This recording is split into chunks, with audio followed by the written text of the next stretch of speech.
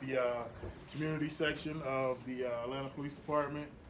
I look forward to hearing from you guys. Hopefully you're not too shy to give us what you got, any opinions that you have, any incidents that you had. You got questions, we're here to answer, so feel free to, lean on our experience, and hopefully we'll have a great session tonight. Good evening, I'm Detective Andre Lowe. I've been on the department since 2007. Currently assigned to the homicide unit, and I look forward to hearing from you, some of your questions. I'm OK Curry. I'm the OG of the group. I'm 21 years, retired APD. Met Ty when he came over to the gang unit, and been doing this ever since. Been enjoying it, been loving it, and this is what we do. We came back from what? Filling that gap. Now we bridging that gap. We no longer bridge. We no longer bridge the gap. A bridge can be broken. But we're filling that gap so that we can make it, better for everybody. And this is a platform that we come to do so that everybody comes to the barbershop. And this is what we call it? The Black Man's Country Club. So this is what we call it, the Black Man's Country Club. So this is what we're gonna do with that, and we really appreciate everybody for coming out. And Benny. Back there. The Atlanta Police Department been going on 15 years. Director putting in the cops, I'm the one that's on the social media stuff. And the food. All the posts, and the food, apparently. Like I said, I'm Tyrone Dennis. I was an Atlanta police officer for 16 and a half years. I worked in our illustrious gang unit. Gang people. I retired in August of 2020. I'm currently director of school safety for Rockland School District in St. Louis, Missouri. So, without further ado, who got the questions?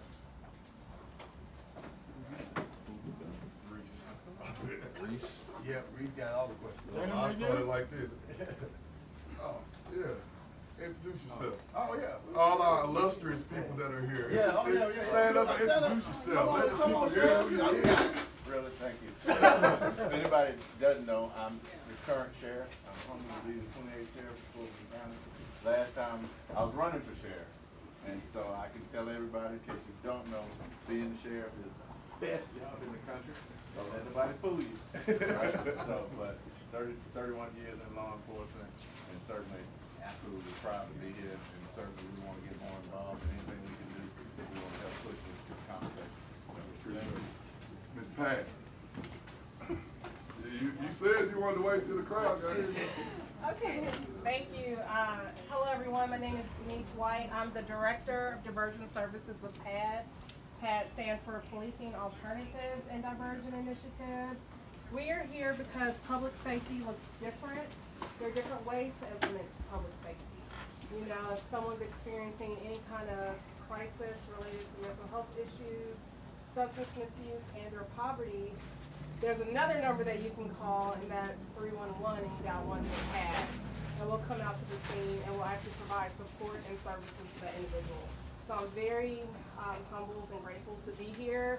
And I'm also here to answer any questions you might have about the work that we do. So thank you for having us. Citizen Police Review Board. Hi everyone, my name is Melissa Baptiste. I'm with the Atlanta Citizen Review Board.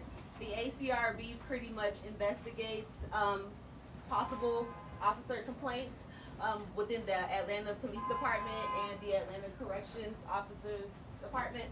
So we pretty much look into any possible complaints. We know that all of the officers here are working for the community, but there are sometimes those bad apples, and sometimes we have instances where the interaction between a community member and an officer may not be as pleasant as we want. So we have options for them to find an alternative, which is pretty much a investigation that we do separate from the City of Atlanta, or we could do mediation, where the two parties would sit down together and pretty much come to a resolution to bridge a better communication between officers and the city. Between community members. Yeah. All right. You got a card, ma'am? You got a card? Yes, I do. All right. I have a few. Just in case.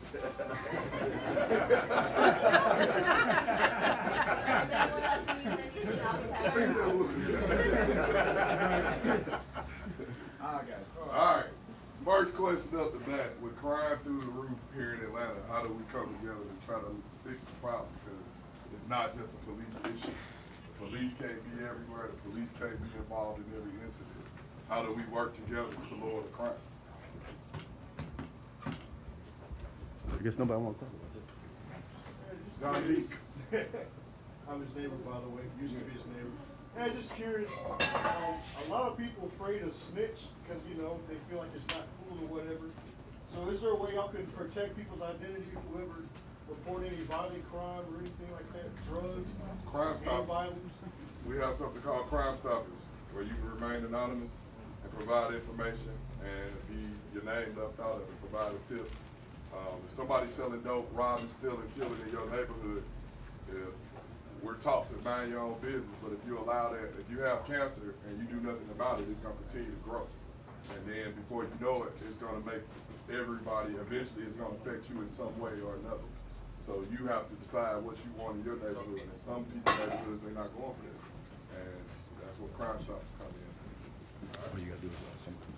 Anybody else? Somebody ask a question or something, you just pan it around, it's online. Just get them as an Go ahead. So with mental health being as big as it is in our community, being undiagnosed, treated, what kind of protocols are in place when you embrace a situation not knowing what it is? You know, you gotta dissect if it's a mental health issue, a regular police issue, and how do you address those? What kind of training, ongoing training involved in that process? Good question. Yeah, and the city of Atlanta, they had come up with a program where we have crisis intervention trained officers that go out and deal with people who have mental illness. So whenever a call comes up and it feels like it's a mental illness situation, they will call out a CIT, crisis intervention trained officer to interact with that person. And what we try to do is de-escalate the situation, try to see if we can send them to get some type of treatment.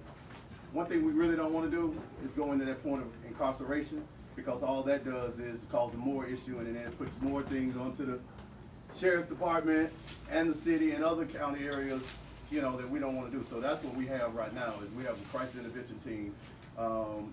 Before the pandemic, everybody used to go, all the officers used to go through that process of it, recruits. Now also certain officers during the department has that certification. So most of them have these little badges, little pins that they wear, and dispatch knows if it's an issue that it has to deal with someone who has a mental issue, they will request a CIT officer to come out. That training is like psychology, psychiatry? No, it gets them to the next level. It's just that intervention piece, right when you first start, to see, okay, let's evaluate the situation. After evaluating the situation, then we'll try to put them in a place where they can be safe, or we get them the help that they need, like Grady, or we'll send them, you know, every now and then, depending on the situation. But you know, at nighttime, you ain't gonna have no, you know, no psychologist, nobody you can talk to. It's gonna have to be in the daytime. So normally we'll send them to places where they can get the help that they need during that process.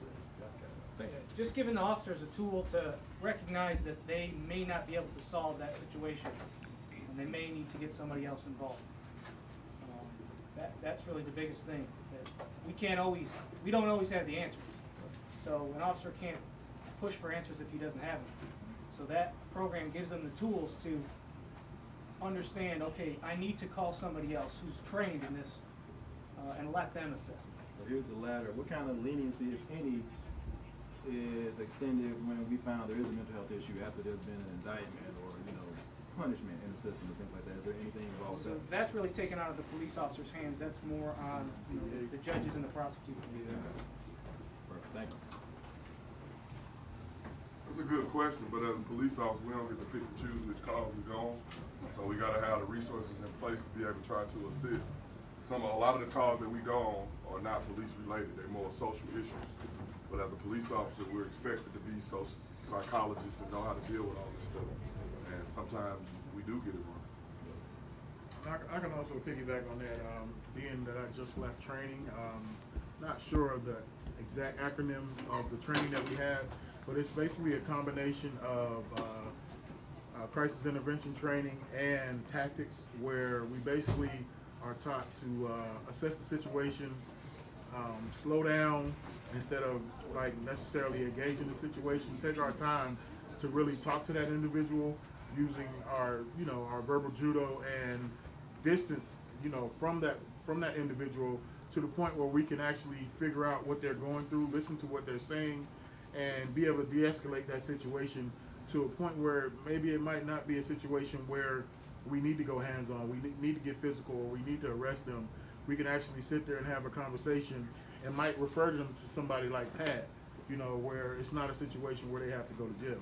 So they're actually currently teaching that in the academy right now, and I think it's a vital tool that, you know, it piggybacks on what we already know, but it teaches us to use our tactics instead of, you know, necessarily going hands-on when it might just be a mental health situation and they not need to go to jail.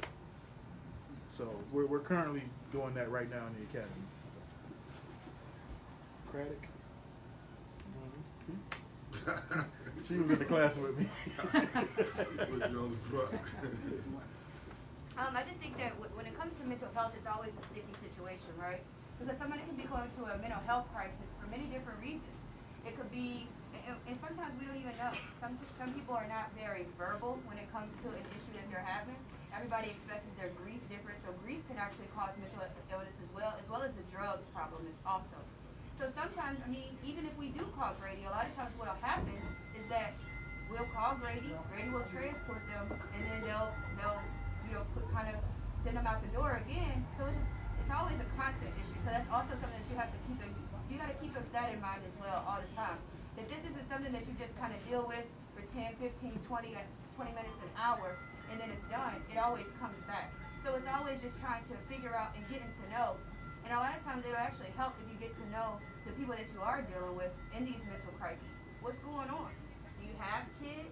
What do you like to do? What are the different things that you like to do? How can we talk through this? How can I relate to you? Because a lot of times people see that uniform and they think that we're robots, or they think that we're just we're not people anymore, right? We're just here to do a job. And a lot of times it's not. You can relate to people on many different levels. So it's just actually thinking outside of the box and having that communication with the individuals to see what it is that they're going through. Because sometimes people just need to talk. So it's just kind of figuring out the people that you have around you, and seeing if there is a way to work. Because sometimes Grady isn't the answer. Sometimes the police isn't the answer. Sometimes it's you just having a conversation with them and thinking, well, maybe you need to try to mend that relationship with whoever it is that you're having this issue with. Maybe rehab is something that you want to consider, because we're not too proud to have those conversations with people.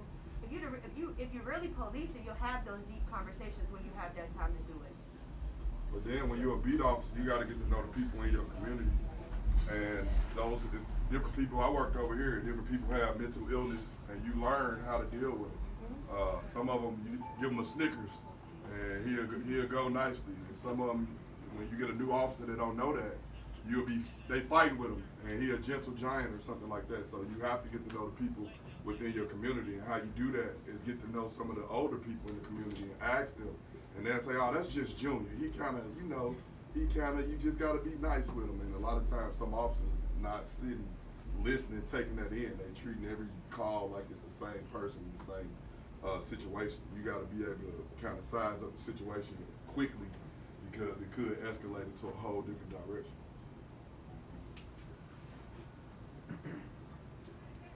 So just a few minutes ago, what did we just have happen? One of the homeless guys. One of the homeless guys just came in. He ain't homeless, but he came in. Well, he came in. Well, he ain't homeless. Okay, he came in. Yeah. And so what was the situation? It was very quick. We de-escalate. Just talk to him. Move him on out. I just told him to get out too. Yeah. So for us, that was the easy way to do it. For us who were trained, some people like, get him out. And what does that do? That escalates or might escalate the situation. So what you got to do is say, okay, how can I get this situation peacefully and the person out? And when I went outside, I said, hey, we doing something in here? He said, hey, I need some money. I was like, I ain't got no money. You gave him $100. No.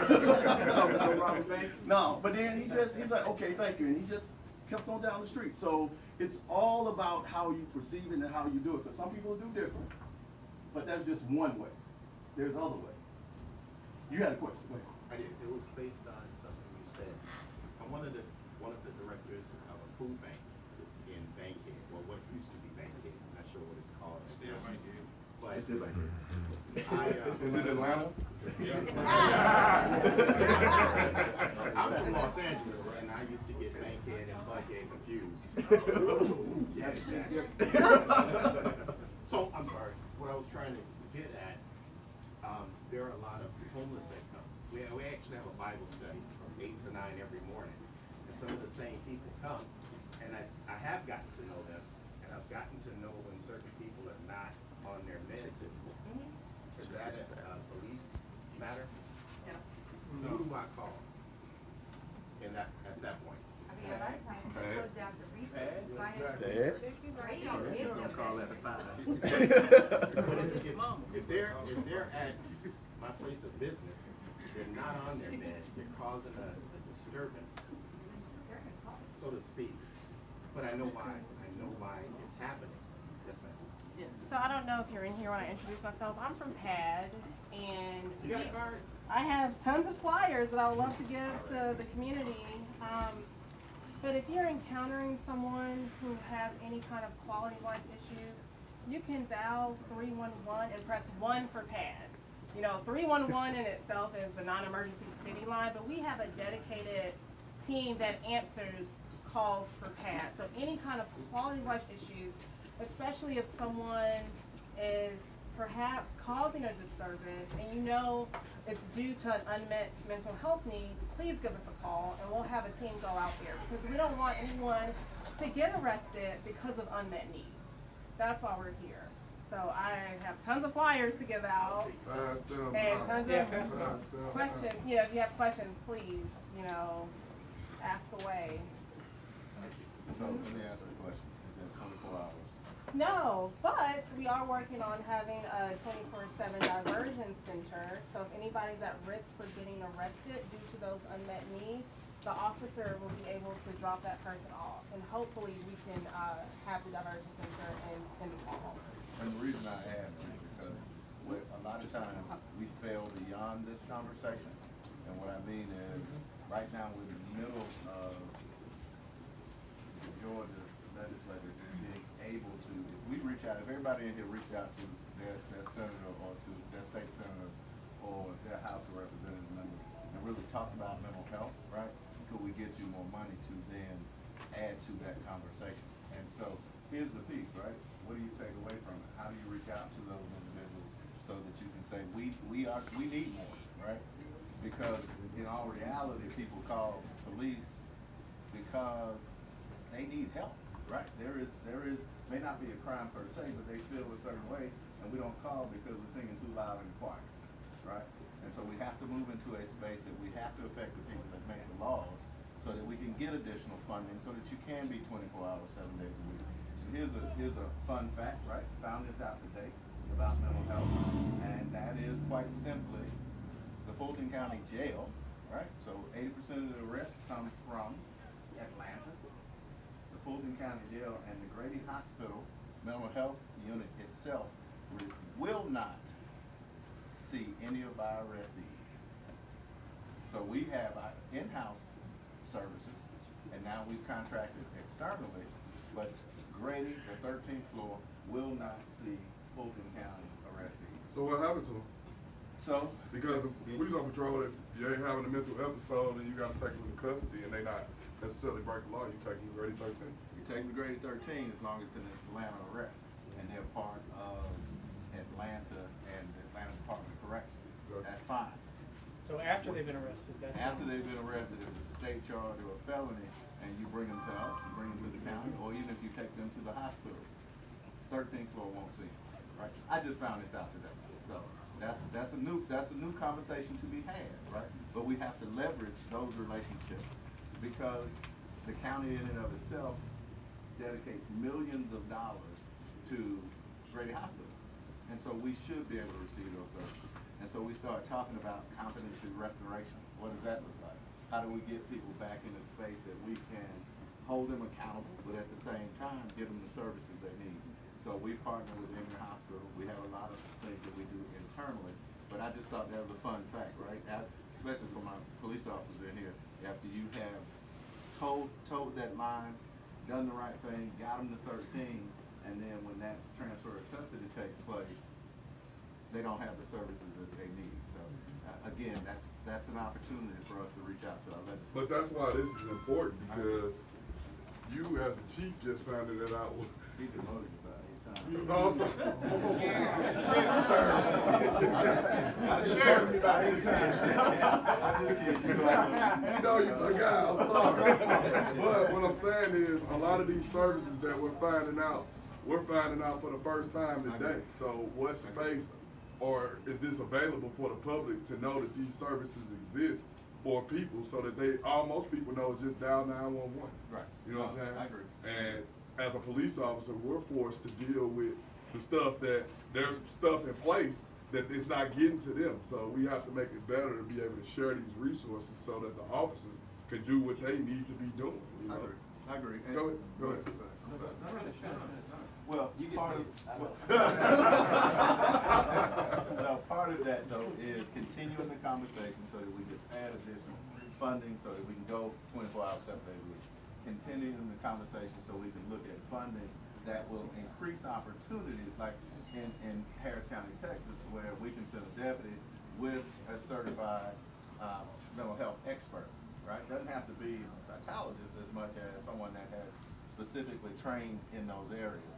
And so that's the kind of thing that we're reaching for, but it takes dollars and cents to make that happen. So I apologize. No, you're good. Yeah, I guess so. My question is kind of long-winded, but I guess I want to explain what my perspective Go is ahead. from first. So I grew up in Atlanta, went to Lakeside High School right off Barbershop Road, went to Georgia State, kind of did the whole shebang downtown, studied public policy and economic development. Immediately kind of got involved with the neighborhood planning unit, so a lot of these conversations are similar to the monthly updates we get from whoever the old zone 6 and zone 5 people are. And so I've heard similar things like this since that was like 2017 or 16-ish. And then I've also worked for Central Atlanta Progress and ADID, so I've sat in those conversations and sat in a room where similar like this, a lot of police and things like that. And I guess it kind of brings me to where I'm at today. And this is really encouraging, honestly, for me as like a mixed person. I will openly admit, I still get kind of flutters in my heart sometimes when police are behind me. I mean, the PTSD from the last 3 years. We just had this conversation when we walked in the door. They didn't know that we were police officers and we were having the same conversation. So, So I think my question is, where does a conversation happen in the city of Atlanta between kind of urban planners and kind of, I feel like when we say how do we stop crime, we're not acknowledging that a lot of crime is socioeconomic. It's a lot of mental, but it's that, when I'm exiting an exit, why don't I see white water boys? But the water boys are the poster boy for news right now, like how the hell do we get them off the street, right? What circumstances are young black kids going through from an urban planning standpoint to education standpoint, right? Like these people that build jails, they aren't just building jails in the middle of nowhere. They look at statistics and things that show them where to gauge to build jails. So my question is, where is the interagency within the city of Atlanta? Is there interagency collaboration between the MPU system, where people are more boots on the ground, local community, all the way up to Sheriff Labat, and understanding like, if you're just a bored 17-year-old black kid in Atlanta and all you have is one park and you can't go to it because it's occupied, and you don't want to go do homework, because I've been there. I mean, your options for sorry, I was gonna cuss. There's my options for things to do. Crime slowly but surely creeps in, and then you're listening to rap music. You're looking at all this other stuff, commercialized Instagram. All it makes you want to do is buy, get a Nike shoe, and you don't have the finances to do it. But it's all that America puts in your face. So if there's not a conversation in the city of Atlanta between urban planning and NPU and the sheriff's office, to stop crime, you gotta understand why people commit crime in the first place. And there are bad apples, right? Not everybody's a good person, but when is the city of Atlanta, us, like this room, when are we gonna look at each other, right, and be like, when are we gonna stop putting these kids in a position to commit crime? Or when are we gonna alleviate the symptoms that we can tell, oh snap, this community is very crime prone. it's not a freaking accident, sorry. It's not an accident, right? Like, this is all stats, this is all business, So, if there's not, I don't know how I could be involved or anything, but I think the answer is if crime's gonna get stopped, you gotta understand why it's happening. So people like you gotta step up and say that and be brought to the table to be able to say that. Because what you just acknowledged is in 2008 when the housing market crashed, the first thing they did away with was the after school program. If you go by any ball field around here, you're not gonna see no kids out there playing baseball, football, nothing. You're gonna see some boys gambling, smoking weed, doing whatever. And so I was always taught that an idle mind is a devil's workshop. So you just pretty much gave the poster child of that. A kid sitting at home doing this, looking at Instagram, everybody shining, and then he say, I'm gonna go break in the car. And then once he break in the car, he might get a gun. And then once he get a gun, he might become a stick-up kid. And then once he become a stick-up kid, he become a carjacker. Once he carjacks somebody, sometimes somebody gonna fight back, and then he become a killer. That's the progression of a kid in Atlanta with nothing to do. Everybody can't play sports. We gotta have programs in place to keep their minds occupied until they're 18 years of age. Go ahead. But we also have to look inside the community itself. Okay, we look for public officials to do everything, but you in that community have to say, okay, hey, let's get together and let's see if we can open this back up. And we in the community will fund that. Because a lot of times we look for other people to fund stuff inside of our community when we can do it ourselves. And we can make that change with inside of that if we just say, hey, let's sit down, collaborate, and say, okay, city, we know you ain't got the money or you don't want to, but we are going to take our money and open this up so that our kids will have a place to go and play and feel safe. And then all you do is, that's the next step is say, let's go to the police department and say, hey, every now and then could you just come out here and be with the kids? So they give them that opportunity to see us interacting with the community like it's supposed to be. Because the one thing about it is, in my philosophy at the time frame, when I became a police officer, my thing was to do everything possible that I have to take somebody to jail. Now, you don't hear everybody say that, but that's what I was doing. Because I knew about the judicial system, and I didn't want to put anybody in there that didn't deserve to be there, first of all, or if I could find another way to not put them in there. Because when I was a kid, I was racially profiled because of the situation I had. Because my dad, we made good money. I drove Corvettes and Mustangs, and guess what? I got pulled over. So I feel your pain when I see a police car come behind. I feel the same pain because first of all, before I'm a man, I'm a black man, and that's what you see before you see anything. But I'm not a threat, but you can assume that might be a threat. So that's what this dialogue is about: trying to bridge that gap and understanding, filling that gap is what we're doing. What about some of the gaps that they stopped the bridge? Okay. My situation, I'm a grad of Southern California. Played ball, me, Tyler, known each other 20 years. And when you look at it, you say, hey, grad, Southern Cal, University of Texas grad school. Also 7 years United States Penitentiary, 2 years Supermax, 5 years Beaumont. 2014, I started a program here called KGO, Keeping Gangs Off the Street. What we would do is buy HUD homes or rent homes. Thing what we do is the guy, I'm gonna say young man because I'm older. He's in a situation, you know what I'm saying, police or whatever. Now if he's got warrant, he's gotta go see that. But if we can help him by, different tattoo companies, remove his tattoos, Salvation Army, get him clothes. 90% of the youth right here in Atlanta are not from Atlanta. So we would try to get them back home. Now we know that chance, 8% of them will come back. But when DeKalb County tells you, you can't have a gang program because you haven't took a gang class. I'm from California, shot 7 times, speak 5 languages, 8 trade crib. What more gang class do you need? Trying to bridge this gap. Right now, me and Reach, we do a lot of stuff. I'm the owner of 3, right now, fitness centers. 40% of my trainers are people I help get their certification. You understand? And they're done between 7 and 15 years federal prison. My best buddy right here that's doing all the filming, this is a detective right now in South Fulton. We figure out ways every day to try to help him when it comes to getting shut down. So you can't bridge a gap that's constantly getting shut down over teaching, learning this class. I'm 50 years old. I'm not going back to nobody's school.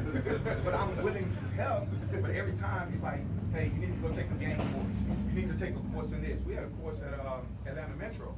I was helping inmates come home. He said, get home and get renewed. Showing them how to be licensed and bonded. Showing them how to get jobs.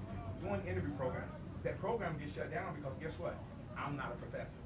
So what's the solution to try and bridge that gap when you're always getting those programs shut down? I would say this, the first thing you want is action. And that's why we kick, because you action driven. That's why me and Todd are friends, because we action driven.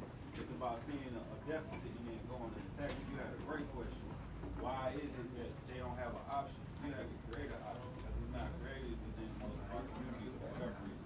I will give props to the current legislation, though. He's put together a conglomerate of nonprofits that come together. They have a whole website on the city site where you can pick different nonprofits. You don't want to start one, cool, volunteer. You don't have time to volunteer, cool, go ahead and donate.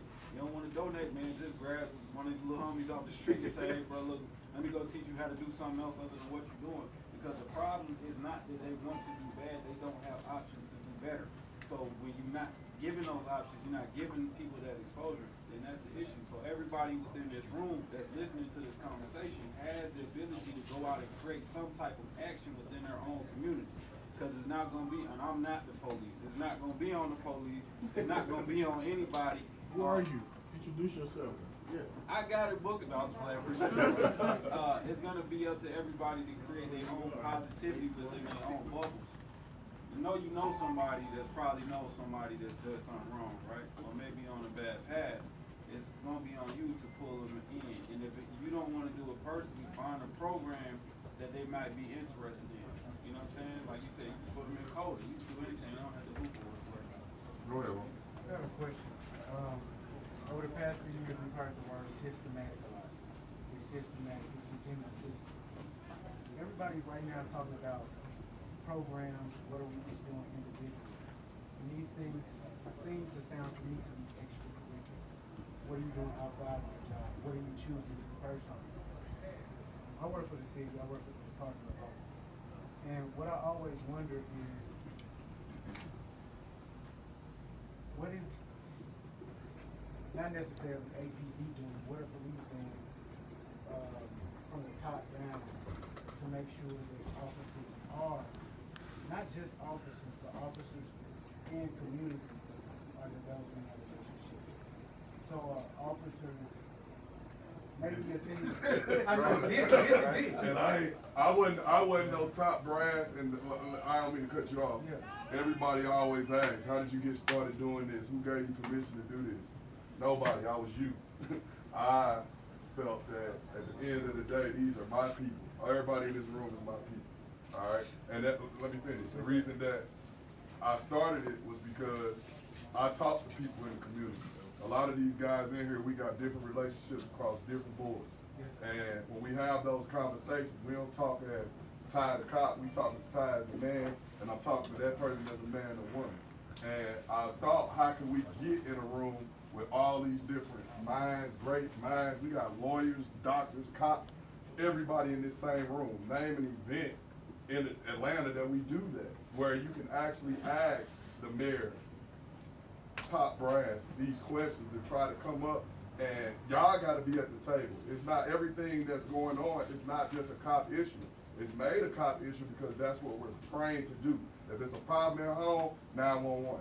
If it's a domestic issue, 911. All these homeless, 911. I ain't got no psychology degree. You know what I'm saying? I went to the academy for 4 to 6 months. Now I'm supposed to be bulletproof. I'm supposed to be able to get a cat out the tree. I'm supposed to deal with gang members and all this stuff. And I'm supposed to be an expert because I'm one bullet away from death and one mistake away from indictment on an everyday basis as a cop. That's why we in here. That's why I love this. That's why, because now all these different people that y'all meet. And now y'all can, hey, you got a car? What's your Instagram? And now that's how we come together to change it ourselves. Us sitting waiting for somebody to come out the sky, Lord and Satan ain't came yet. One thing though, I'm here by mistake, and this is. I know you.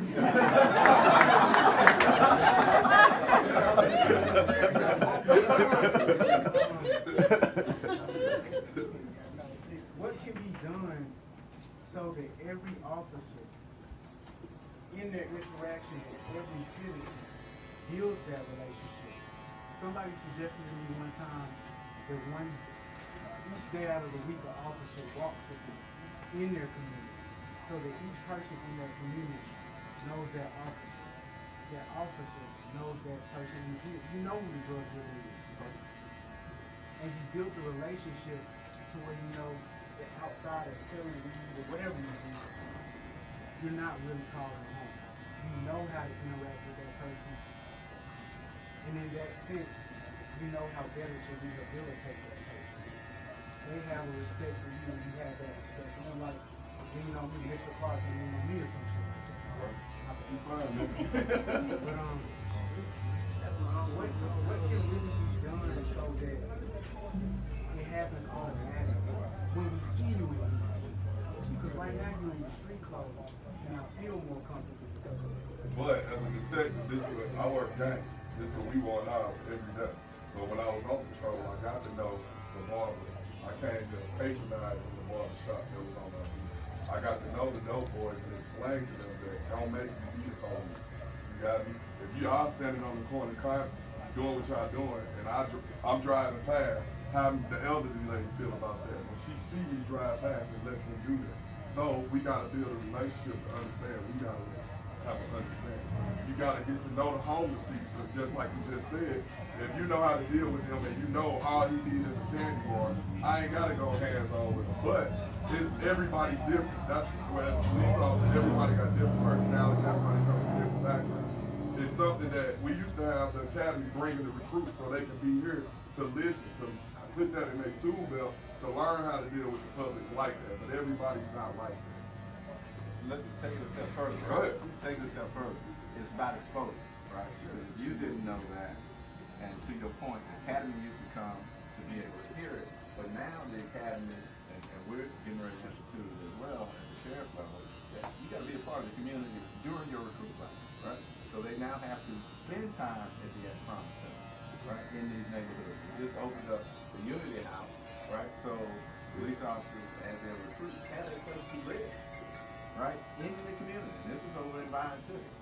And so it's about being engaged and ingrained in the community. Because I'm from here too, right, born and bred.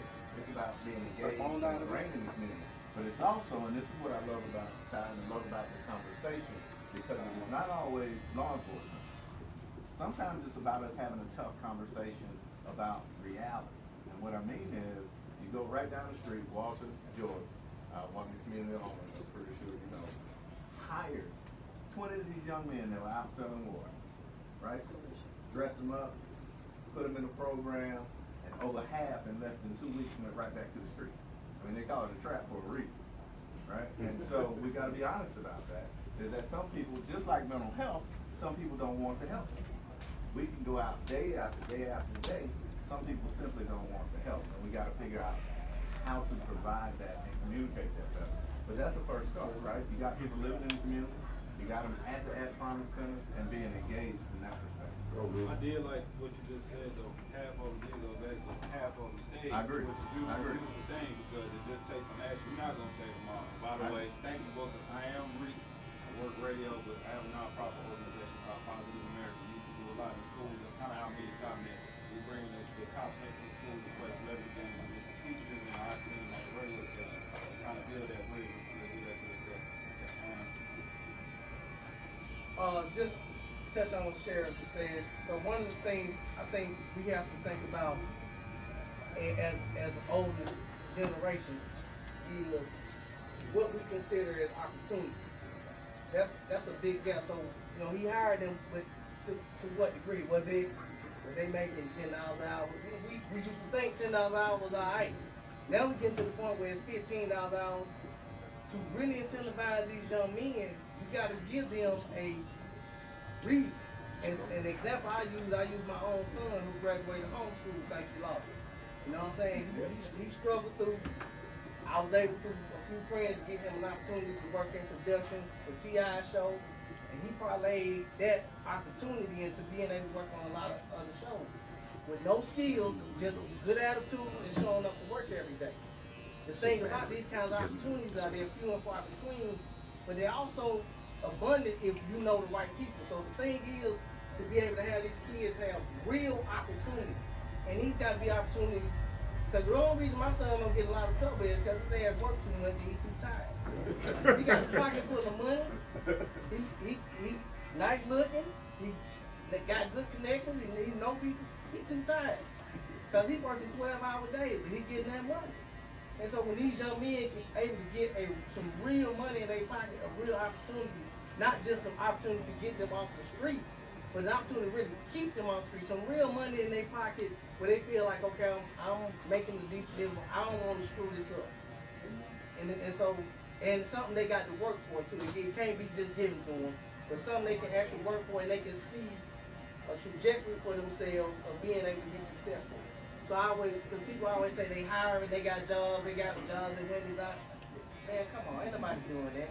You know what I'm saying? For real, not these young men who realize that, hey, I can make more money out here begging and selling water and hustling than I can standing in Burger King for 10 hours.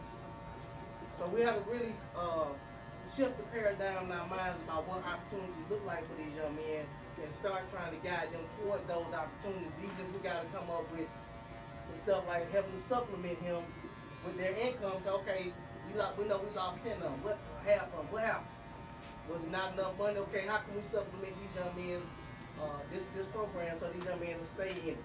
So I think we need to, expand our thought process about what opportunities are.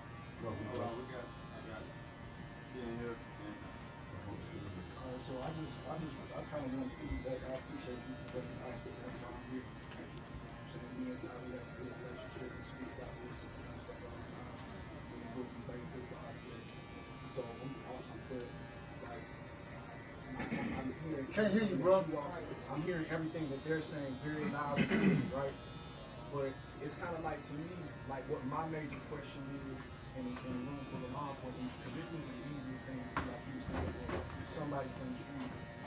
So the question before I can piggyback is like, what is the intent of like law enforcement? Is it like to detour crime or to lock up as many people as possible? You know what I'm saying? Like what, I kind of do want to like an answer, like, you know what I'm saying? Like, is law enforcement's purpose to like, are we here like what he's saying? Are we trying to figure out how to get these people off of the streets, or or is law enforcement going in to just arrest people to get them off of the streets? So for me, I'm a detective for the city of South Fulton, and when I was on patrol, I would tell people, I don't want to arrest you because I don't want to give you paperwork. But also need people options, because the reality is there are a lot of misguided people. Right? So I'm going to talk to you, mentally talk to you. But I need people options. Option A, I'll put you in jail. Or we can take option B. But it falls in your court. Which one are you going to do? You going to commit this crime? Do you want to continue doing this? Or do you want to leave the premises and keep it moving? You want to have your freedom, or do you not have to? So that comes to self-accountability. It's not up to the officer. I'll put it up to the individual. If there's money to do, it's up to you to understand the money consequences and repercussions because of that. And so me and Ty, we've had similar conversations about this. Like, if you're saying option B, and then these gentlemen right here are trying to figure out, okay, what's really option B? You know what I'm saying? Like, are you taking when you're taking this 8, 9, 10, 12 youthful kid, you know what I'm saying, towards option B? You know what I'm saying? Like, what is the program that's going to keep them into option B? And then like me and Ty went deep on this conversation one time, and I said to him, well, like my man right here, he said, oh well, he did a 7-piece bedtime, and I mentioned this to I was like, well, I know that everybody that's in corrections, after they 18, they basically pretty much set in their ways, but when they get into corrections, they're given an opportunity to earn $100+ a month just by being there. You know what I'm saying? Taxpayers are paying money in order to basically keep people incarcerated. Actually, they're being paid to be there, whether or not they're doing a job or not. They're being paid to be there. Well, what about the 8, 9, 10, 11, 12-year-old that he's talking about, trying to figure out how we can get into the program? Why are we so focused on an 18, 19, 20, 25, 30-year-old that's already setting their ways when, you know what I'm saying, you got an 8, 9, 10, 12-year-old that's trying to make a decision based upon whether they're going to eat or steal a piece of candy out of the store, or go sell a bottle of water, you know what I'm saying? Because that's basically what starts the process. It's like the whole question and the conversation of what's right and wrong. Well, in the streets, everything's wrong because we incorrect. You know what I'm saying? So everything from a law enforcement process is like, oh, everything that we're doing already correct because we're abiding by the correctness of the law. So from the street perspective of it, when you get into the conversation of what's right or wrong, I broke into this car because I'm hungry. I broke into this car because I want money. I broke into this car because I seen somebody on Instagram with the Jordans and I wanted them. You know what I'm saying? Or I couldn't get this piece of candy or whatever like that going on. Whatever the reasoning is, their justification of what right or wrong or like Big Mama or whatever like that. But one thing we can say is decisions come with consequences. Oh, for sure. So when you look at it in that perspective, like the sheriff said, you know, they put them in a program, and some chose to stay and some chose to leave. And that was the option that they had because nobody forced them. They gave them an opportunity. Did they take the opportunity? Some did and some didn't. It's just like Todd's friend came and said, hey, he did his time. He did his time, he came back, but he said, I'm not going to allow the situation that I had to dictate what it's going to take when I get out. So that's what he did. So we look at all these options, but it's your decision. We all know that a person has to make that decision. How they make that decision is on them. Only thing sometimes law enforcement, in most cases, is reactive. Okay? But we want to be proactive.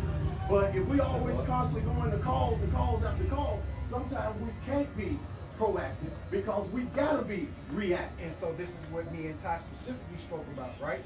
Whereas so being proactive. So basically, even what you just now said. So you're saying that an 8, 9, 10, 11 year, 12, 13-year-old that is going through this process, they have the capacity, the intellectual capacity to say, oh, well, you made that choice. Well, you got to understand. Okay, I got you. Because we got people that want to talk as well. So what I'm saying to you is that kids learn stuff from what they see in most cases.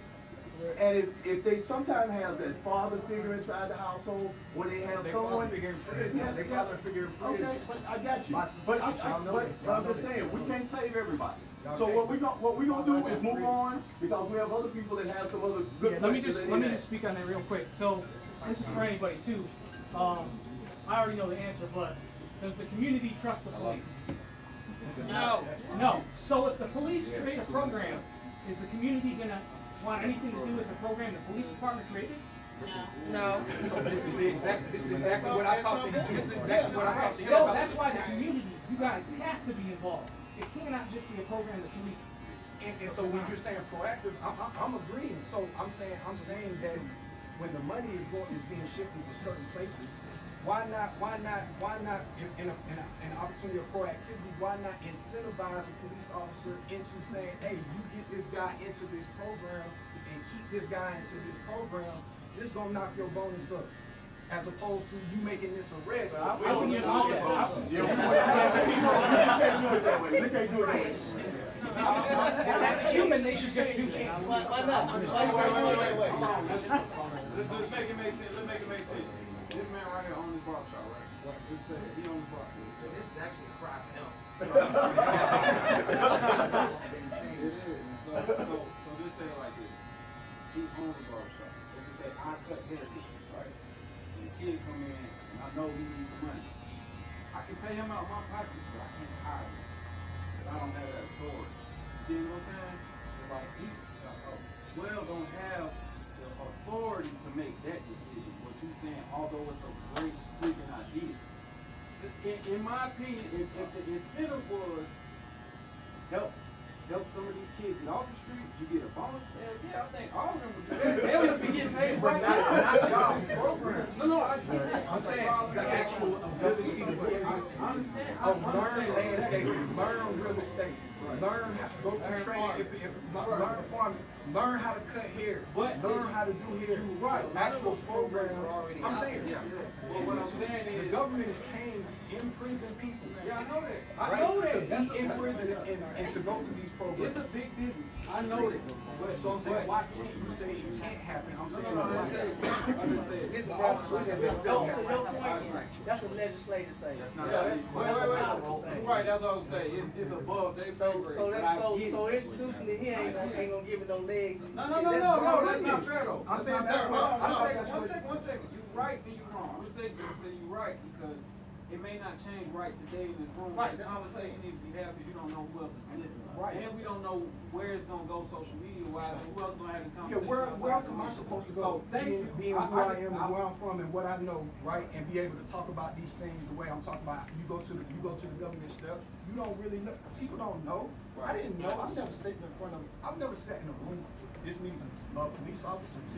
Come on, man. My partners aren't pulling up over here in the middle of y'all. But the homeless man that came in here, he was brave. Well, look, I'm gonna say and he was begging. He was like, "Oh, I see the police. I'm finna beg right here." Nobody feels comfortable. I would say that though, because you were able to come, you set the tone. And not just setting the tone, you were able to at least take the conversation back. Because they know you, they know your stripes, they know you ain't no snitch or whatever. They ain't know you ain't no, you know what I'm saying? So you can go back and be like, hey bro, they said this. You can carry the conversation, just like I have to carry it to the other people right now. That's my job. All right, he had his hand up. Yeah, I did. I think that everybody, the last few speakers or questions were really powerful because we're forgetting a lot of stuff though. Like I think the elephant in the room is like police. What about the reform part of it? I think that's what we're getting at, reform. And that's not necessarily police, but we do have criminals that go to jail and there's no reform involved because they're back on the streets. And then we also forget about progress because we got these water boys, but they're not selling those. They're actually kind of genius out here making some money. So the training and the programs comes with the tech. Because I'm scared of these cats. Like, I'm scared of these young boys. But why can't we talk to them? Put on a polo, put on some slacks, this, that, and the third. That's the difference. And so that's where the programs come in. That's where the power of the community come in because we can do that. So, but it goes back to what he said with the water boys, like the program that they were involved in, they only getting $10, $15 an hour, and then I can go out here and sell water and make $300, $400, $500. And not only that, you probably make more money than they mama. Yeah. So, I did the math. I'm buying a case of water for $3.99, $24 a pack. I'm already up $21. They know management skills. They know management skills. They actually know industrial engineering. These things that people get paid to sit at home and do from their house. So listen, you're the answer though. The answer is creating these tables in our communities and having these conversations in the community and not here because this is not the impactful place. Because at the same time, a lot of this starts at home. Like at the same time, as a police officer, we're forced to be a caregiver, a father, a mother, that a lot that the community lacks. And at the same time, some of this stuff starts at home. Just like what you're saying, grab a group of boys within your community or within your area and then go from there and start building, and then somebody can piggyback off that and we keep it going. Then we have 6 branches of the same thing doing the same process, trying to return it. At the end of the day, police reform looks like this, coming up with new ways to do something different. We can't continue to police and do the same thing that we see isn't working. It's prison to pipeline, whatever. It's the same thing. Like, it's idiotic to keep doing the same stuff expecting a different result. It ain't gonna happen. So it got here and I got here. I will say one thing, you gotta keep doing it. Like my pop, he was there for me, but it was literally 38 other people at my house every day or every no block. You dig what I'm saying? Yeah. Because he was becoming that father figure, so just like you asked earlier. That's not always the case. I mean, my dad was a bishop, my mom was a DA. I still did 7 years. Different, Fred.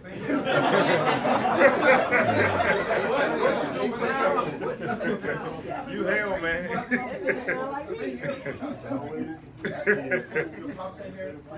Right now, social media in perspective, change kids' lives. Change kids' lives.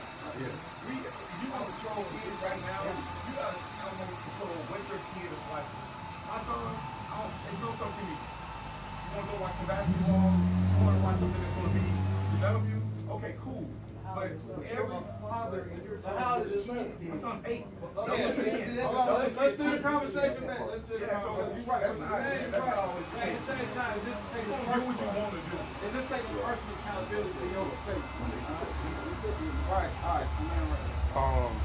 I agree totally with what you said about taking responsibility for your space. And there's only so much that law enforcement can do. You know what I'm saying? Me personally, I did 15 years in the Fed. I went in when I was 20 years old and I came home when I was 35 years old. You know what I'm saying? Day for day. Over some stuff I had nothing to do with.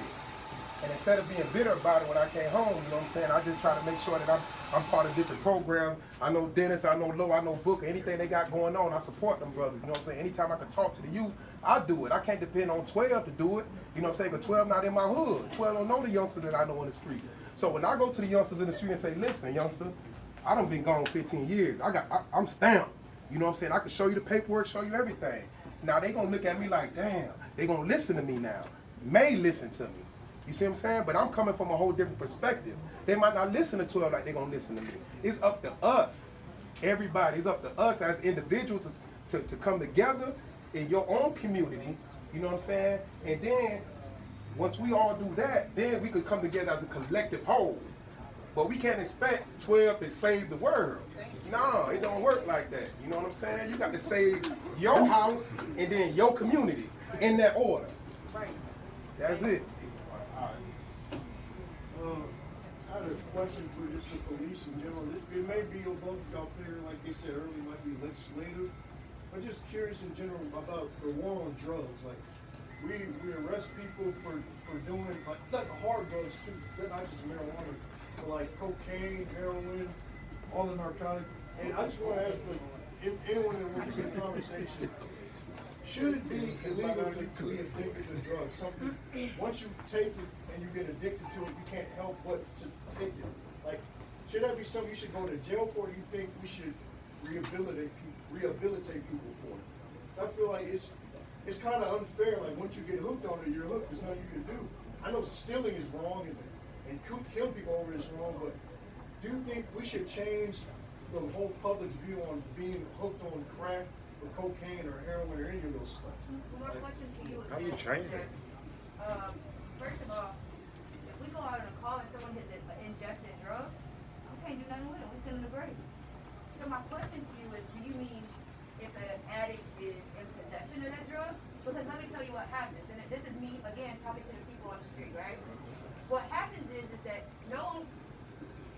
what's the little phrase? Misery. What is it? Misery loves company, right? So there we go. So I was talking to a dude, and I said, well, let me ask you this question. I said, if you're homeless and you don't have money, how are you addicted to drugs? I think that's a fair question. And he says, because out on the streets, we don't have to have money to use drugs. We use drugs together. So if I'm a recovering addict at that point, and I come across somebody on the street who has drugs, how easy is it? So yeah, I do think that addicts have to be held accountable because it's just that easy for an addict to get another person addicted to that drug. Because you may just be using weed and you get put out in a situation and now you're homeless, right? It happens every day. A lot of us, I'm not gonna say a lot of us in this room, but it's a lot of people walking the street that's one paycheck away from being homeless, and that's real. So, I want haircut away from you. but the thing is that if you just use weed and now you're homeless, and only the people that befriended you on the street, because the streets is dangerous and we know that, the person that's befriended you is a crackhead or a meth head or using something a little heavier, and you don't have weed, you may resort to whoever has on the street. So yeah, it's illegal, and I think that we should continue to enforce that because addicts can contribute that behavior on down the line. Also, we heard of plenty of stories of kids accidentally ingested drugs. They parents were weren't staying in the house and they OD and passed away. So we got to put the whole thing in perspective. Yes, some people should be taken to programs where they can get better because it can be a sickness of disease.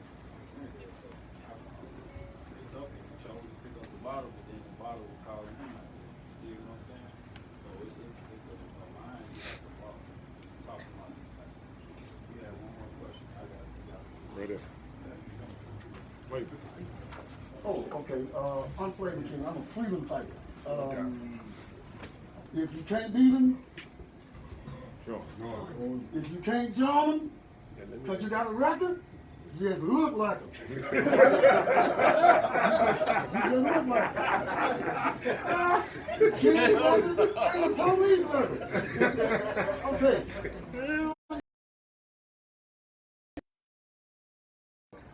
Remember?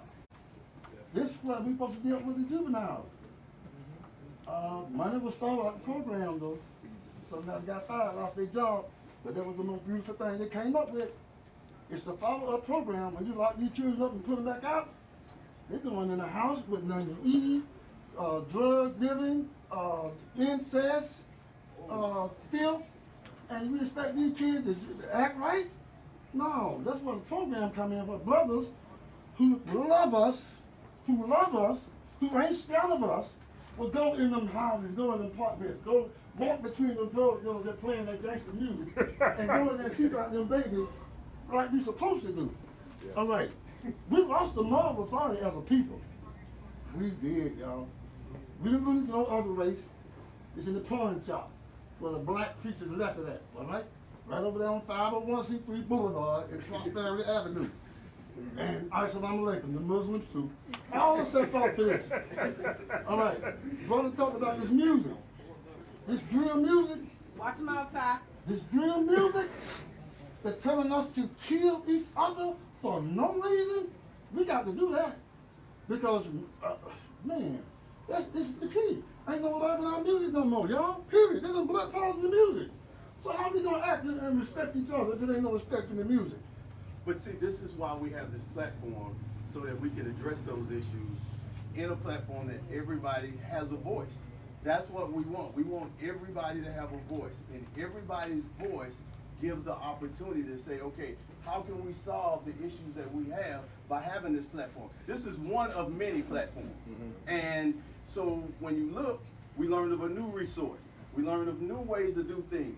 And what we got to do is put that back out there. So we cut here on time, so we're going to move from to you, and then we have somebody else. But what we want to do, we want to make sure we get everybody questions out and their concerns, so that we can have this platform to continue on. So I got you, but we're going to definitely go to you. Go ahead. I want to hear about the paperwork too. Hello, my name is Adriana Douglas.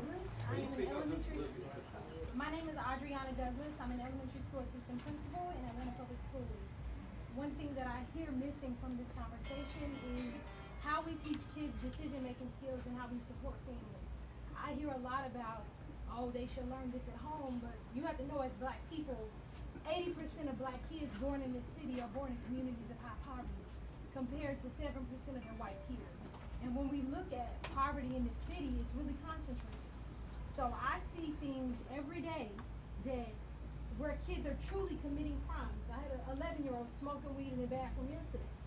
But when I take her home, everybody in her house smokes weed. Her mama doesn't have a job. They are truly living below the poverty line. And this is where they see it every day. So when you say they should get this stuff from home, how are they going to get it from home when the house doesn't have the skills? The poverty in this city is so deep. And you see now, whether you saying $15, you can't even live off that. Okay. So, we have to add that to the conversation, and we see it even in the district. We talking a lot about equity. It's more gender issues, but we still fighting poverty in the city. And it's so expensive to live here now that people that live here cannot afford to stay here. And where would they go? Macon? Like, cause you ain't living in Clayton, you're not moving to Cobb, none of that. Everything is expensive. So, the schools need help, the kids need help. Schools, we focus on academics. Like, we can barely teach decision-making skills because we don't have the time or the resources or support. So I would encourage you, not only just helping a kid, help a family. Because everybody needs it. We can't, the family, they don't have the skills. They don't have it. We have to be able to support people in communities. And in terms of policing, what can we do to see these people that commit crimes as more humane? Maybe the police should be required to live in the communities that they police. Agreed. Because it's different when you live in Nice and then you going to police 2500 Center Street and rolling bins every day. Yeah. Of course it's going to be foreign to you when you don't sleep there. I agree with you because a lot of people don't understand the struggle of education and teachers. Because I'm the point. All the points I felt. I have a lot of family members that are in education. I say the two most underpaid people in America are teachers and police. Because who you gonna call? I hear everybody say please be fun them, I hate them and all that. When somebody breaking your grandma's house, you don't want to do that. You got a lot of kids, and we all experienced this during the quarantine and shut in. What your kids was doing in school is crazy. And y'all got 30 of them at one time. You know what I'm saying? It's overpopulated in the schools as well as the streets. So it's a lot of things that need to be changed and addressed. But your perspective is key because they need to hear that. These are challenges you deal with. You got a kid that people may say, oh, that kid bad. They watch something on Instagram. They don't understand. She going home and she dealing with so many challenges. Like, we work with schools with our nonprofit. We go into these houses with these kids sleeping on the floor, 4 or 5 of them, no air, no heat. So imagine you inconvenience because your heat went out because it's a brownout, or air went out because it's a brownout, and they don't have none here. So of course they're gonna come pissed off, you know what I'm saying, not ready to learn. So we just all have to be take the humanistic approach, especially that's I think you're saying. Yep. So that everybody in a uniform that understand, you know what I'm saying, when you come to that call, it may be something a little bit more going on than just somebody being disrupted. You know what I'm saying? Like you were saying, you have to know another person, you can get everything out of it. I got to protect you like like women to protect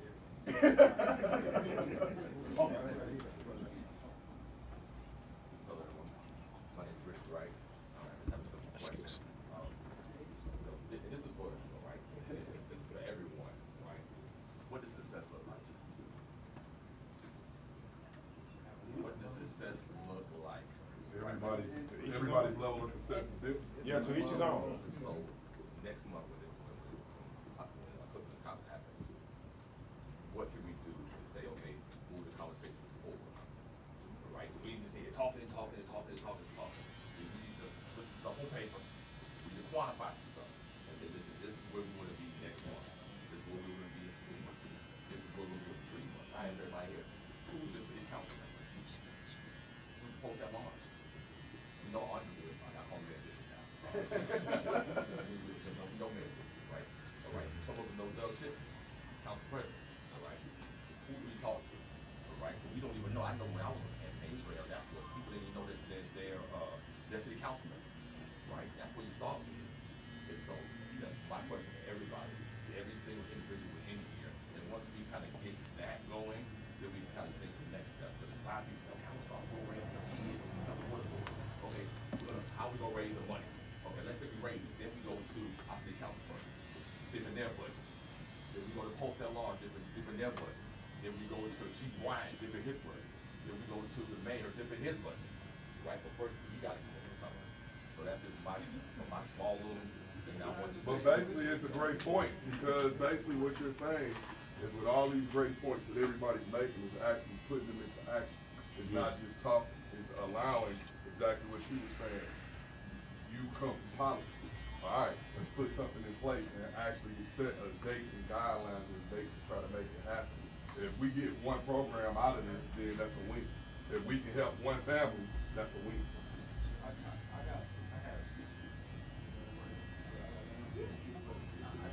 Basically, I'm with Ty, be the change that we want. That's what it all comes down to. Yeah, it ain't go to 10 walk yet. the walk. Okay, I'm gonna bring it over here. Young fellas come up in here, I run the shop, really, I don't show. When I'm here, there's no profanity, there's no BMF playing on the television. Everything is completely positive because the way children look at us when they come in and they see this, they just think it's the norm, that you see sex on television and things of that nature. So I'm really big on being the change that you want. You know, if you want change, then you have to walk that walk. You have to look, I'm not doing this, I'm not doing that, I'm not gonna do this. You know, I smoke CBD. I don't smoke it around my children because I don't want them to see me smoking, right? And this is back, you know, still shit for that. Move the wash machine hurt my back. But anyway, being the change is the big part. You know, we want to see change. Every one of us, have to change and, you know, and try to do better in our community and help. Here, you know, they would come up in here, they want to gamble. You can't gamble in here, young man. And someone would, you know, fuss about it, but they know when you come up in here, Stoney ain't gonna like that. But they still, I'll let them in. I ain't gonna turn them away. But there are rules and regulations that I had in there, and I think that when they leave out here, they carry that with them. You know? I think it's action and structure. Like you said, structure, but it's action. Everybody has to take that action. That's the main thing that we can come out of here today. Good evening, everybody. How are you? Be good. I'm Dr. Dia from Really Real Radio.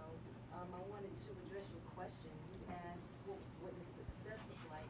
And so, comprehensively, we're talking about generational wealth. This is my definition. And generational wealth is not money, but it's passing on that legacy that is more than sufficient.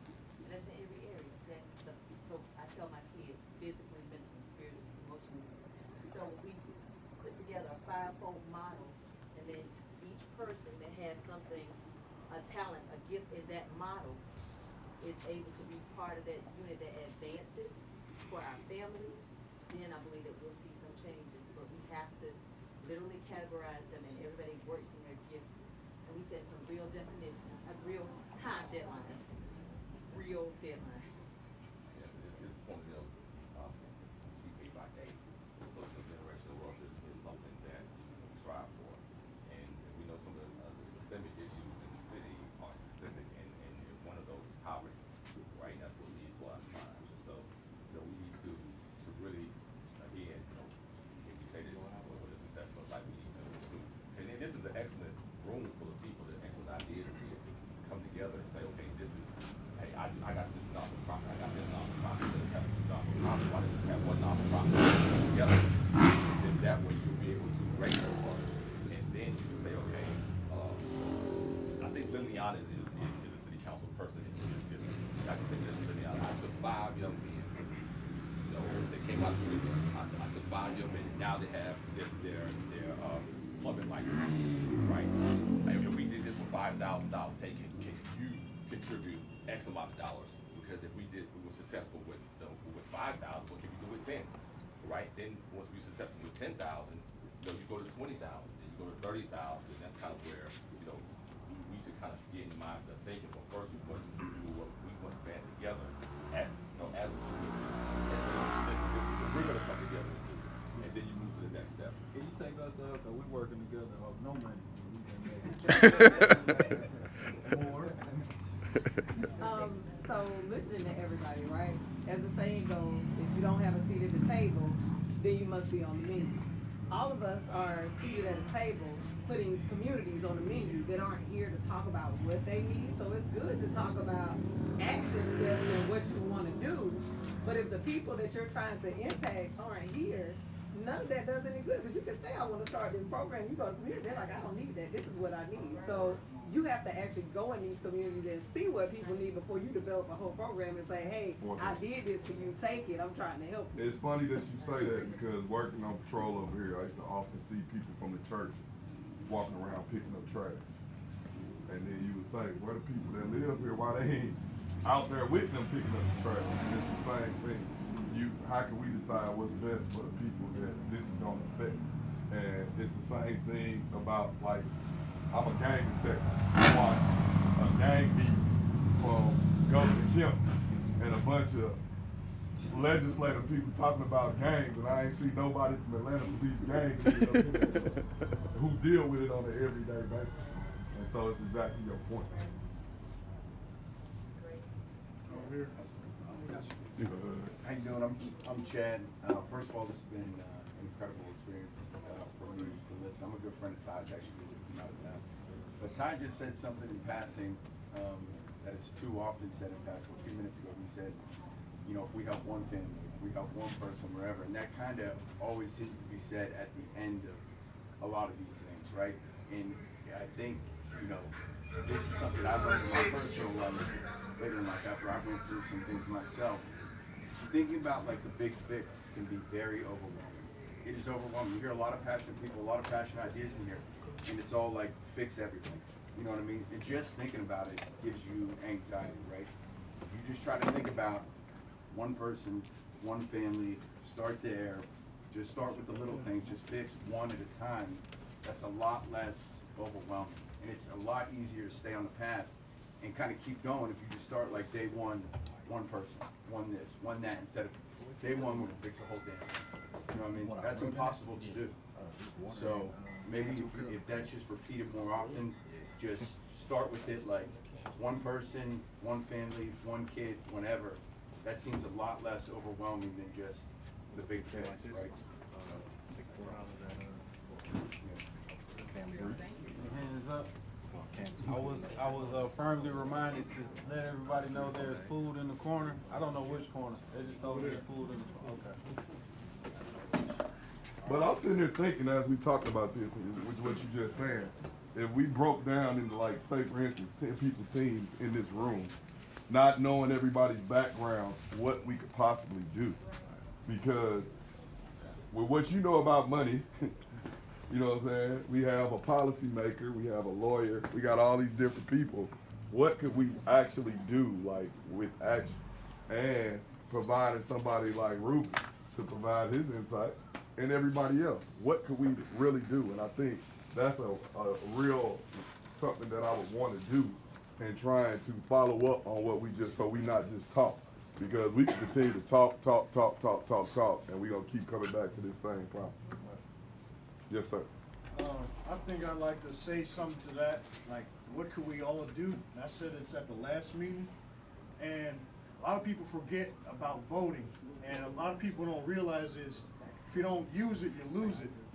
If we don't vote, then fascism is gonna take over, basically, and we're not gonna have a say in anything. So a lot of people are like, well, I'm tired of the Republicans, well, I'm tired of the Democrats.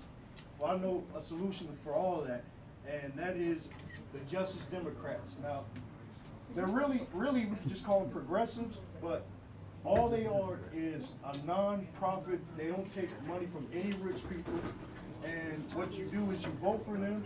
You know, people like Bernie Sanders, AOC, Ilhan Omar, like those people, they are not funded by millionaires or any like corruption. So if we all go to the election, like, of course there's a little election, but when you go to the big ones, like every 4 years, and instead of going Democrat, Republican, we go to the Social Democrats. They support a $15 minimum wage, student loan forgiveness. They believe in climate change and police reform and Medicare for all, like all those things that we all believe are popular.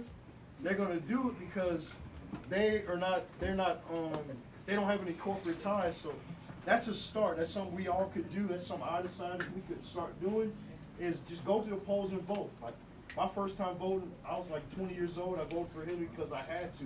I didn't like Hillary. So what other option I had? It was obviously not going to vote for Trump. And Bernie got knocked out. So what do? Like if we all unanimously together, like appreciate it. All together, we all vote for Social Democrats and social change progressives. We could get the ball rolling and get everything going the right way, get the rich to pay their taxes, and make the corporations stop screwing people over left and right. And that's how we start, people. So also, I'm gonna give you a question. Also, go to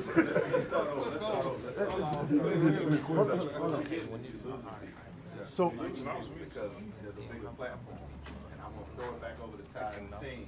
Yeah. I'm not being disrespectful. You're losing people around.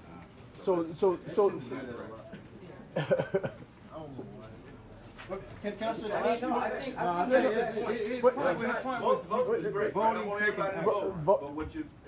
Again, this is a real conversation. Yeah. So what we want to really understand is, yes, you have a decision. You can't. People have their own right to vote who they want to vote for.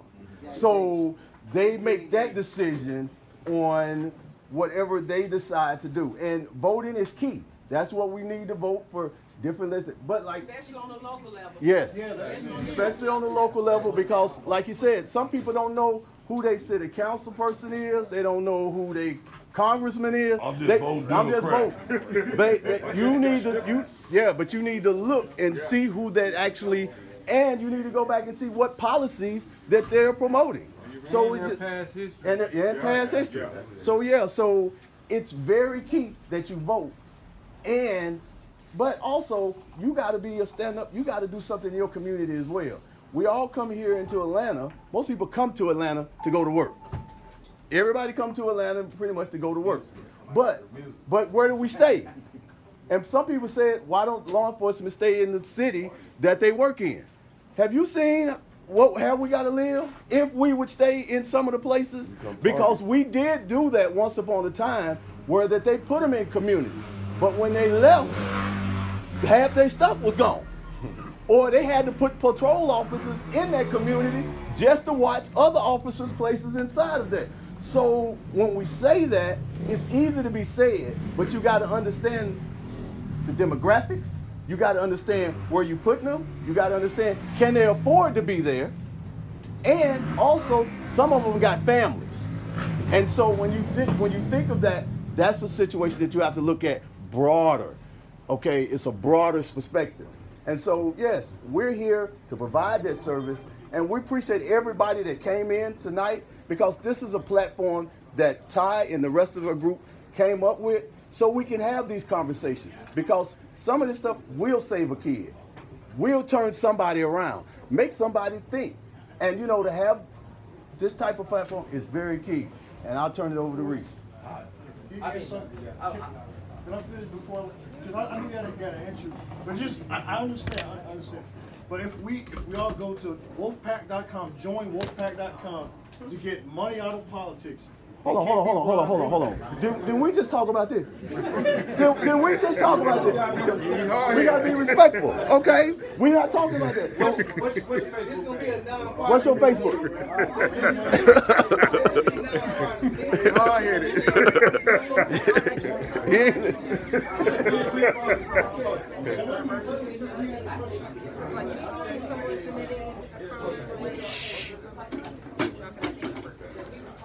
As you were talking about it, so I feel like that's kind of God, that's how I feel in my life. So if we all leave our info today. Do we have a sign of piece of paper? I can start. You guys. Andre Lowe, where you at? Right here. Where the paper at? Sign this shit.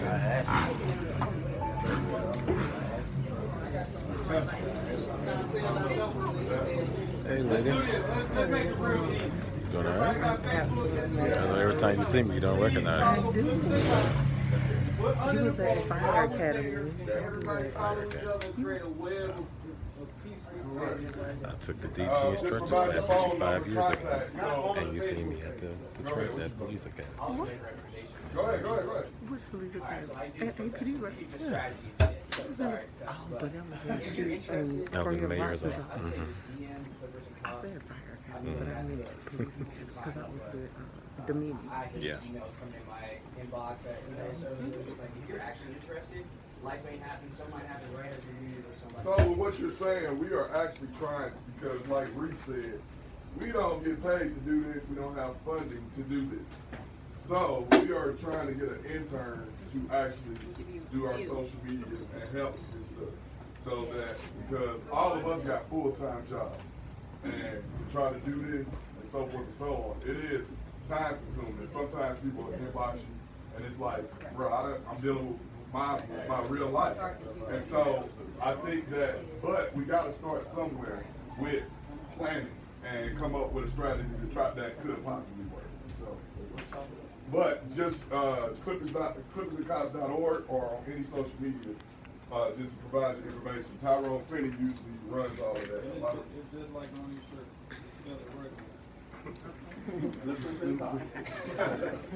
If you buy a shirt, it's fundraising for the organization.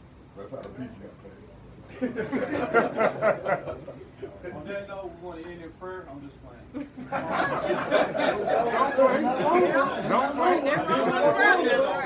Somebody's birthday was yesterday, so I just want y'all to all join in. Ty Dennis celebrated his 28th birthday, man. Happy birthday to my boy. Who had to sing? I want y'all to sing. Three. Oh, okay. It's on the record. All right, happy birthday, all three. One. Oh, wait. Wait, with the camera. Who? Oh, we gotta get this on camera. Tyrone. Yeah, Tyrone. That's wrong. I want to take everybody, tell this man happy birthday for the highlight reel. That's all. Happy birthday. We want to say happy birthday. We're going to say it. We're going to say it, ain't we? We're going to say happy birthday. CDC said as long as we say it, we say it. 3, 2, 1. Happy birthday.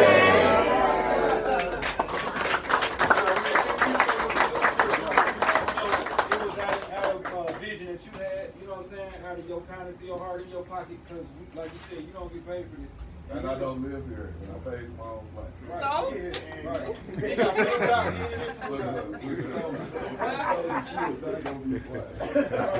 He didn't She did pretty good though, man. The first time she came, she got out of her She told me. with her house coat on and walked in and was going off.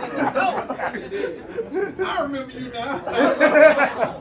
We love you, baby. So, We just want to say, we appreciate you, bro. Thank you so much. I want to thank everybody for coming out. I hope we can build upon this.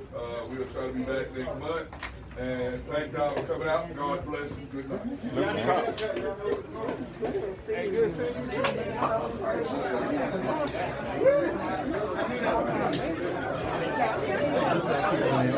Yeah, some people. Yeah. You know the guy I used to be with. I saw him about a year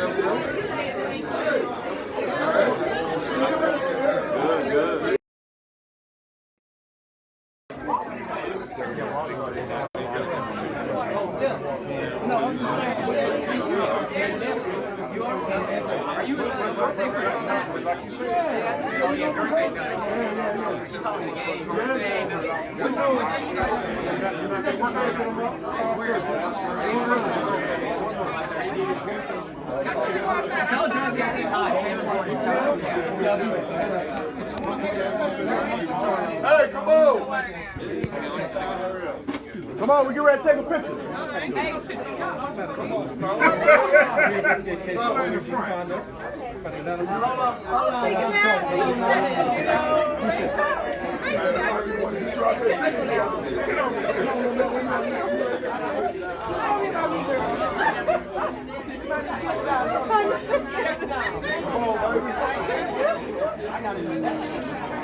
Hey, look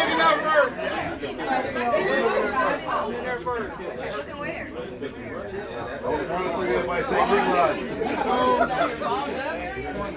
They legalize it. Let's go, legalize it. One more, 1, 2, 3.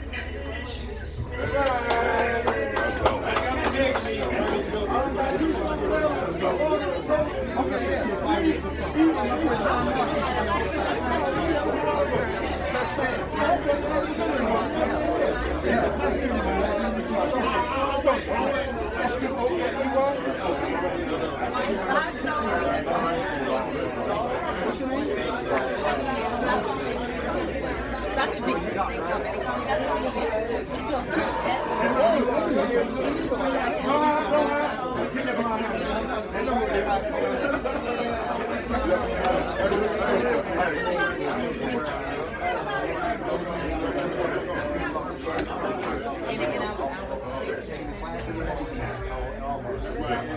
It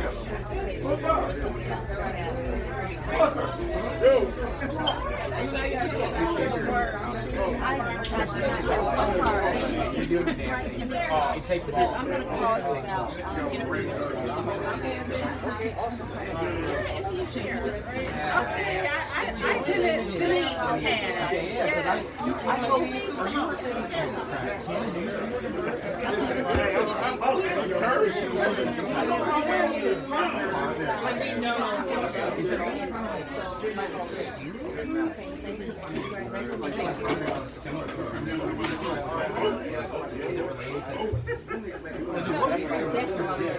Right now,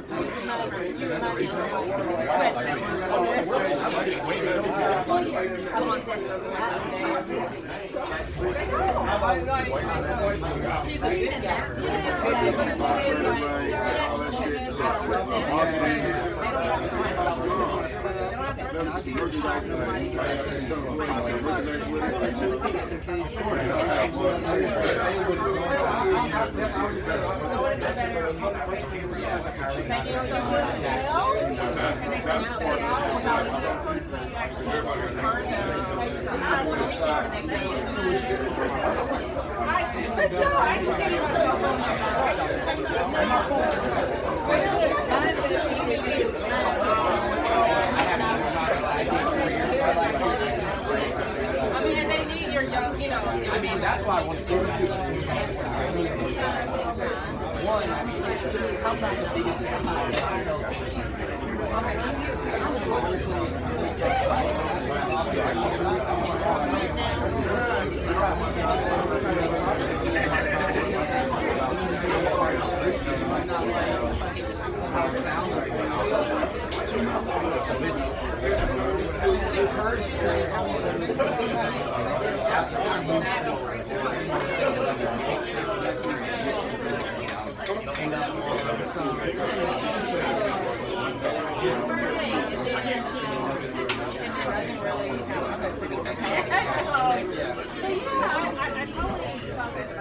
Yeah, we need your no, this is my first one.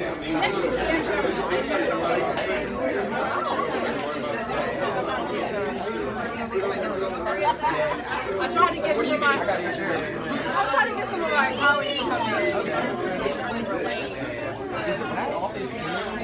Yeah, I can do it. No. You know where Madison? Yeah, y'all are on the other side. Right across. Yeah, that building, well, where, you know, the train station is. Big, also, you know, big bag.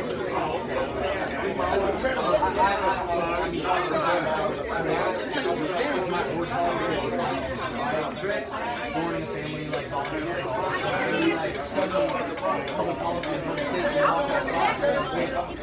Everything I'm studying, nothing's being applied.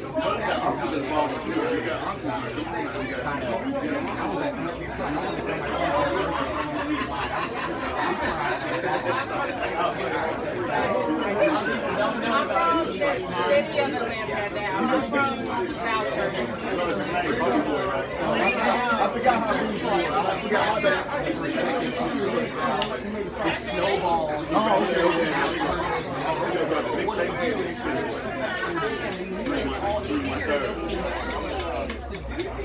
And then when it gets overwhelmed by this